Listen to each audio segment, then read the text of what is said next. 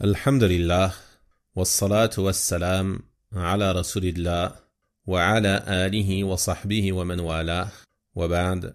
Chers frères et sœurs, en ces derniers instants du mois de Ramadan, nous allons méditer ensemble sur un récit rapporté par les imams al-Bukhari et Muslim, rahimahumallahu ta'ala, d'après Anas ibn Malik, radiyallahu anhu, qui raconte qu'un bédouin vint au prophète sallallahu alayhi wa sallam et lui posa la question suivante. Quand surviendra l'heure? C'est-à-dire quand viendra le jour de la résurrection? Une question dont la réponse est ignorée par tous. Nous savons tous que seul Allah subhanahu wa ta'ala sait quand l'heure surviendra. Et le prophète sallallahu alayhi wa sallam ne détenait pas ce savoir.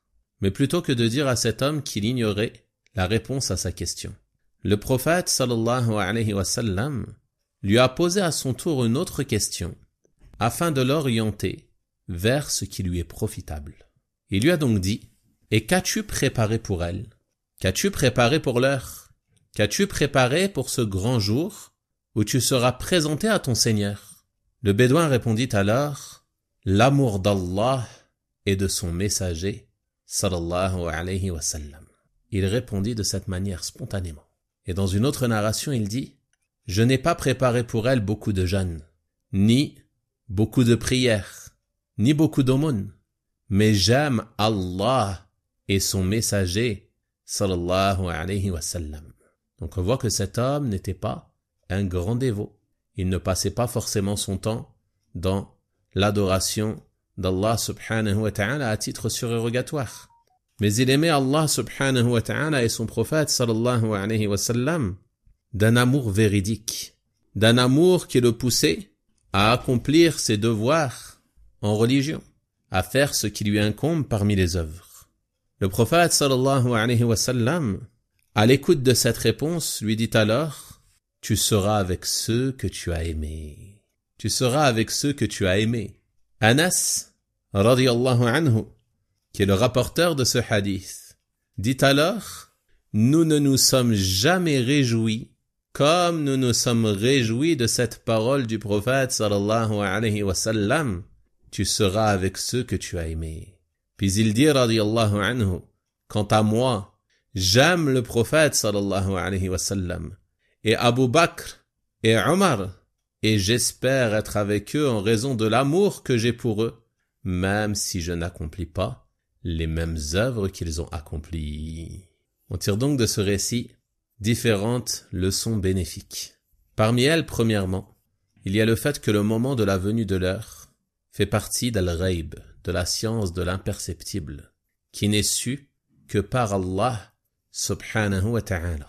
Comme il dit dans son noble livre: Yas'alunaka 'anis sa'ati ayyana mursaha. Il t'interroge sur l'heure: quand arrivera-t-elle? Qul innama ilmuha 'inda rabbi. Dis: cette science se trouve auprès de mon Seigneur. Seul mon Seigneur sait cela. La yujalliha liwaqtiha illa hu. Lui seul la fera se manifester en son temps. Thaqulat fis samawati wal ard. Lourde elle sera dans les cieux et sur la terre. La ta'tikum illa baghta. Méditez sur cela. Et elle ne viendra à vous que soudainement. Elle ne viendra à vous que soudainement. Yas'alunaka ka'annaka hafiyyun anha. Il t'interroge comme si tu en étais averti. Qul innama ilmuha 'inda Allah. Dis: la science la concernant se trouve auprès d'Allah subhanahu wa ta'ala. Seul lui sait quand elle viendra. Walakinna akthara an-nasi la ya'lamun. Mais la plupart des gens ne savent pas. La plupart des gens se détournent de ce qui leur est profitable. Et Allah subhanahu wa ta'ala, de par sa sagesse, il a caché le moment de la venue de l'heure. De la même manière qu'il a caché le moment de la venue de la mort de chacun d'entre nous, afin que le serviteur soit toujours prêt à la rencontre d'Allah subhanahu wa ta'ala. Imagine qu'une personne pourrait connaître le moment de sa mort. Alors il se peut qu'elle soit négligente toute sa vie et, avant sa mort, elle s'y prépare, se corrige, se réforme et fait le bien. Mais Allah subhanahu wa ta'ala a caché le moment de la mort de chacun d'entre nous, le moment de notre terme, afin que l'on se prépare à sa venue à tout moment, afin que tu sois prêt à la rencontre d'Allah subhanahu wa ta'ala, car tu ne sais pas quand la mort viendra, tu ne sais pas quand l'heure viendra. Donc, tu dois toujours y être prêt. Prendre tes provisions, savoir qu'elle peut venir à tout moment, aujourd'hui ou demain, tu ne sais pas. Donc tu dois t'y préparer. Et c'est cela qui nous importe, non pas le moment de la venue de l'heure ou le moment de la venue de ta mort. Peu importe le moment où elle vient. L'essentiel est qu'elle te vienne alors que tu es dans une situation qui plaît à Allah subhanahu wa ta'ala. Alors que tu es dans le bien et les bonnes actions. Et ceci nous montre l'importance pour le serviteur d'être constant dans le bien. De ne pas faire le bien seulement une partie de sa vie ou seulement à certains moments.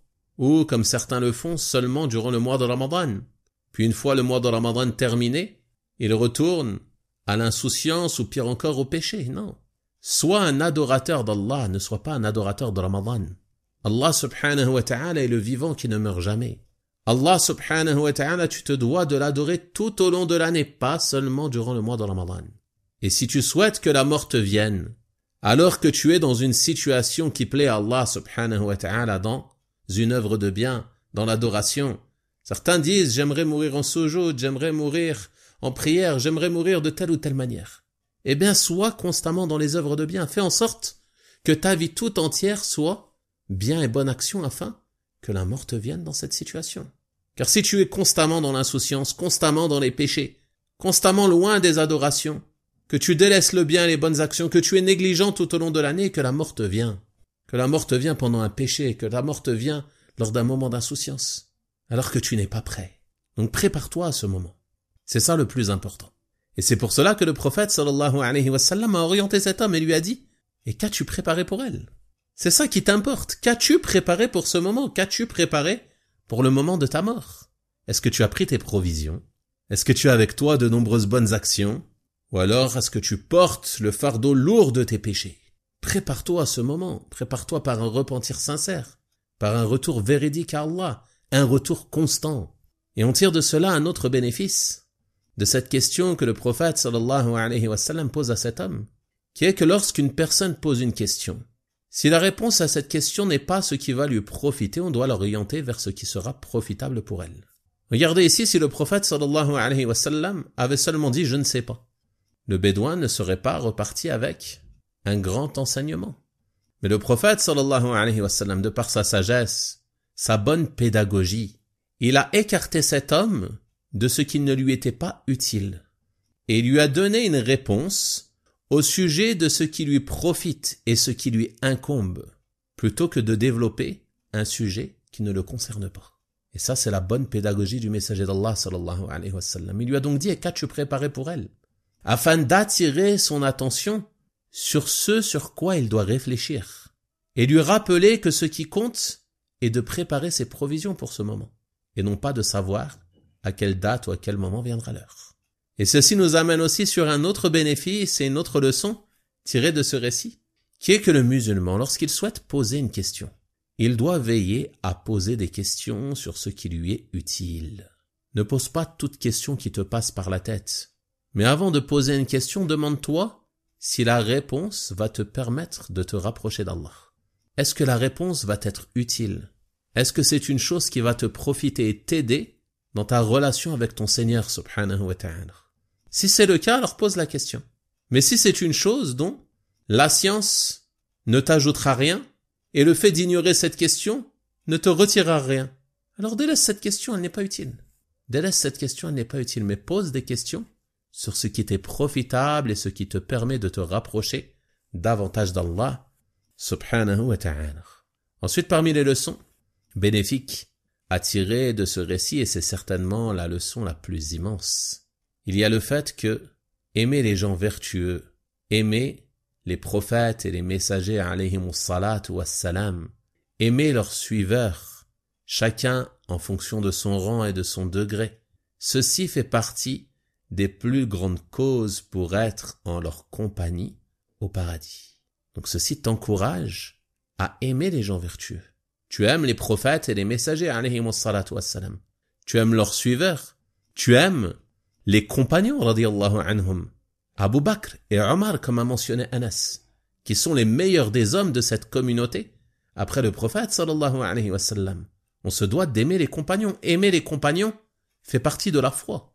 Ce sont ces hommes qui ont transmis cette religion après le prophète sallallahu alayhi wa sallam de manière fidèle. Ce sont eux qui ont accompli de nombreuses conquêtes et propagé l'islam à travers le monde. Donc on se doit de les aimer et de respecter leur rang. Et de manière générale, on se doit d'aimer l'ensemble des personnes vertueuses parmi les salafs, parmi les grands imams de l'islam, parmi les savants, parmi les gens de science, parmi les étudiants en sciences, parmi les dévots et ainsi de suite. Et tu dois prendre garde à ne pas aimer leurs opposés. Car l'amour, c'est un lien fort entre celui qui aime et celui qui est aimé.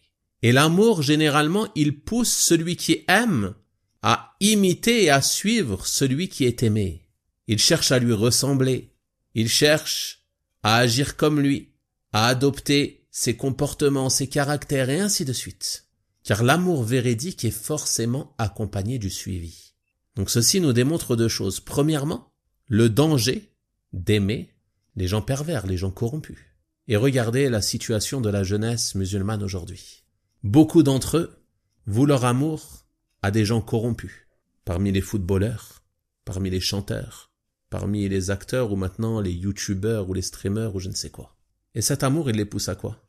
Il les pousse à chercher à ressembler à ces personnes. Il les imite dans leur coupe de cheveux. Il les imite dans leur tenue vestimentaire. Il les imite dans leur manière de parler, dans leur manière de se comporter, dans leur manière de vivre et ainsi de suite. Et ceci est très dangereux. Tu seras avec ceux que tu as aimés. Le fait de les suivre de cette manière est une chose très dangereuse, d'autant plus si ceux-là sont loin de la droiture ou pire encore sur le polythéisme et la mécréance. Donc prends garde à cela. Prends garde à cela. Prends garde à ne prendre pour modèle que des vertueux. Et si tu aimes les vertueux, et ceci est le deuxième point à tirer de cela, alors tu vas les suivre et tu vas les prendre pour modèle. Car l'amour véridique est un amour accompagné du suivi. قُلْ إِن كُنْتُمْ تُحِبُّونَ اللَّهَ فَاتَّبِعُونِي يُحْبِبْكُمُ اللَّهُ وَيَغْفِرْ لَكُمْ ذُنُوبَكُمْ وَاللَّهُ غَفُورٌ رَحِيمٌ. Dis, si vous aimez vraiment Allah, Allah subhanahu wa ta'ala s'adresse à son prophète sallallahu alayhi wa sallam et lui dit de dire à ces gens qui ont prétendu aimer Allah, si vous aimez vraiment Allah, alors suivez-moi, suivez son messager.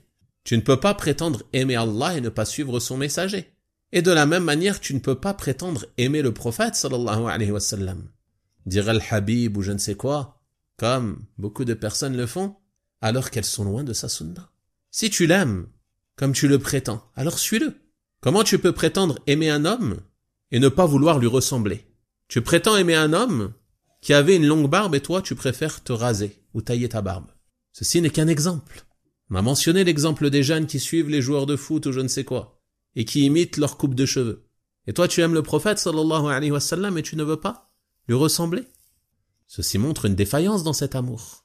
Donc celui qui aime le prophète sallallahu alayhi wa sallam, il va le suivre réellement, pas seulement sur cet exemple que j'ai donné, mais bien plus loin que ça, dans tous les domaines de la religion, à commencer par la croyance, à le prendre pour modèle dans sa manière d'adorer Allah, à le prendre pour modèle dans sa manière de se comporter avec les gens, à le prendre pour modèle dans sa conduite et dans l'ensemble des domaines de la religion. C'est cela l'amour véridique. Dis, si vous aimez Allah, alors suivez-moi, suivez le messager d'Allah. Quelle est la récompense? Allah vous aimera. Tu vas obtenir l'amour d'Allah. Allah va t'aimer parce que tu suis son messager. Et il vous pardonnera vos péchés. Allahu Akbar. Tu auras inévitablement des manquements. Allah va te les pardonner en raison de ton suivi du messager sallallahu alayhi wa sallam. Et Allah est pardonneur et miséricordieux. Donc ce hadith, il nous encourage à aimer le prophète sallallahu alayhi wa sallam, à aimer les prophètes et les messagers de manière générale, à aimer les gens vertueux de manière générale, à commencer par les compagnons et les salafs, radiyallahu anhum, et ainsi de suite jusqu'à nos jours.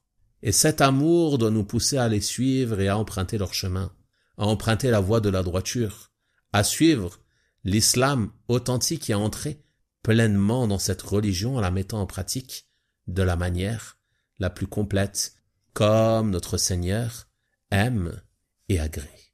J'ai donc tenu à terminer cette série aujourd'hui par la mention de ce récit car je sais que nombre d'entre nous, en cette fin de Ramadan, doivent être maintenant conscients de leurs manquements, conscients que les efforts que nous avons fournis pour espérer atteindre le pardon d'Allah subhanahu wa ta'ala ne sont que des efforts minimes. Chacun d'entre nous sait pertinemment qu'il aurait pu mieux faire. Chacun d'entre nous sait qu'il a eu de nombreux manquements, des nombreuses faiblesses, des nombreux moments d'insouciance et de relâche. Chacun d'entre nous sait que les efforts qu'il a fournis ne sont que très peu par rapport à tous les bienfaits dont Allah subhanahu wa ta'ala nous a comblés.